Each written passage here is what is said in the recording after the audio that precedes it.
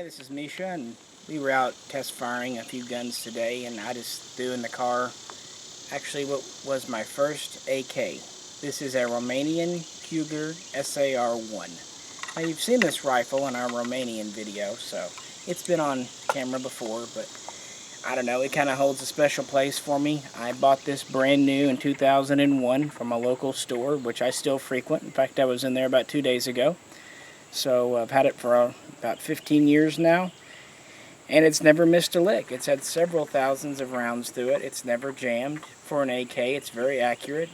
After it's been, since it's well used and worked in internally, it actually a very smooth gun.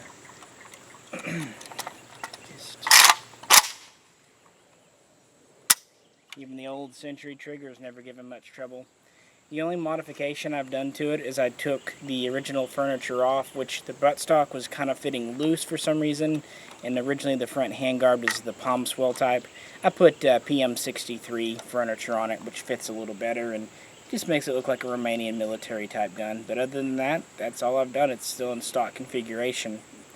The SAR-1s were some of the earlier Romanian imports. These came in after the Romax, but before the SAR-10s. These are Ban-era guns, so we have a non-threaded muzzle. We have no bayonet lug.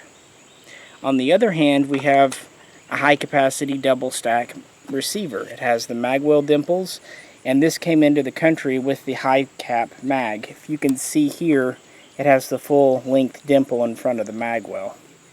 So that's what kind of makes these a little bit special and more authentic. It has the X and the Y stampings on the left side of the receiver as well.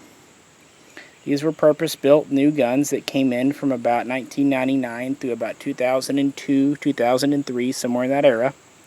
And then again, like I said, they were replaced by the Wasser.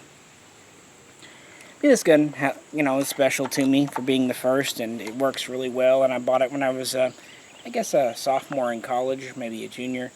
And yeah, just first AK, and it worked well. I remember at the store, I had the choice between this and the Egyptian Mahdi, but you can still find those in 2001 in some stores, brand new. They were kind of on their way out at that point, but they were still around. But I went for the Romanian. I like the Parkerized finish more than the paint, and I like kind of the darker toned wood versus the lighter colored wood of the Mahdis, and just the overall feel of the gun worked. It just feels like a very honest military style AK. And by that I mean it's not perfect. It has machining marks on the bolt carrier here. It has the rivets aren't exactly perfect. But this is what a lot of military issue Kalashnikovs from Eastern Europe look like. They were primarily meant to run, not to look pretty. And that's exactly what the SAR-1 does.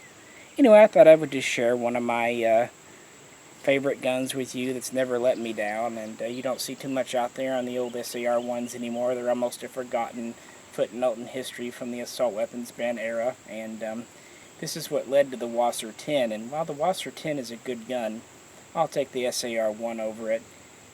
I like the authentic receiver, and it seems like because they weren't mass producing these as much, just a little bit better fit and finish. The dust cover has very little play to it. The bolt carrier fits nicely. It's not too loose. This thing was quite well sighted in from the factory. Anyway, just thought we'd share. If you have any questions, post them below. And as always, thanks for tuning in.